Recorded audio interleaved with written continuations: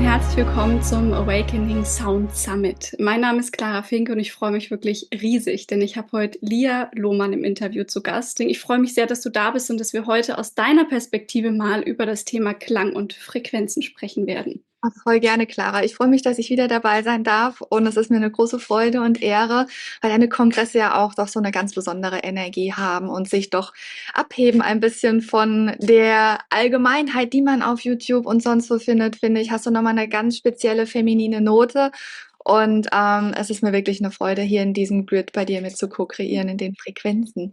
Und wir können gerne, wenn wir über Frequenzen sprechen, liebe Clara, auch noch über die Dimensionen sprechen, um das ein bisschen mehr zu verstehen.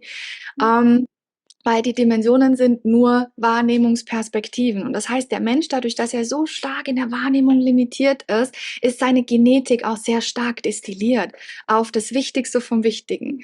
Und das haben ETs gesehen und haben gesehen, boah, in den Menschen finden wir einen genetischen Schatz. Das Wertvollste und das Elementarste vom ganzen Kosmos ist hier drin.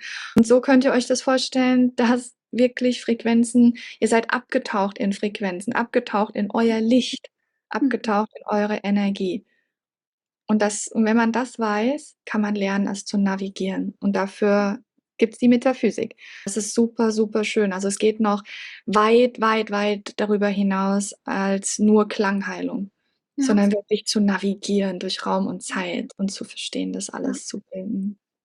Der Kosmos ist wie Wasser, nämlich Unmengen an Licht und Frequenzen und Wellen. Und wenn man in den tiefen Raum eintaucht, wo keine Planeten sind, keine Zivilisationen sind, kein anderes Schiff ist, sondern wirklich eine Crew mit einem Schiff in den tiefen Raum, in den Hyperraum geht, existiert nichts außer das, was die Crew in sich hat und manifestiert sich alles sofort, weil es keine Matrix mehr gibt, die es hält. Könnt ihr es besser wissen, wenn ihr von Kindheit an belogen werdet? Wie könnt ihr es besser wissen, wenn ihr Geschichtsbücher aufschlagt und dann gesagt bekommt, das ist das, woran ihr glauben müsst, das ist die Wahrheit, die hier existiert. Es ist so, weil es so ist. Vor 10 Jahren hat man schon angefangen zu überlegen, ob man vielleicht jetzt die Geschichte mal umschreibt, weil man festgestellt hat, dass ganz viel, was in den Geschichtsbüchern steht, einfach gelogen ist. Weil selbst wenn ihr das neueste iPhone habt, ist das wirklich Low-Level-Technik im Vergleich zu dem, was in den Kammern des Untergrundes zur Verfügung steht und genutzt wird. Und alles basiert auf Frequenz. Wenn Gravitation nur linear wäre, würden sich Sphären nicht formen. Ja, der Mond selber schickt aber auch Frequenzen auf die Erde und formt damit auch unter anderem die limitierte Perspektive, die wir hier auf der Erde sehen.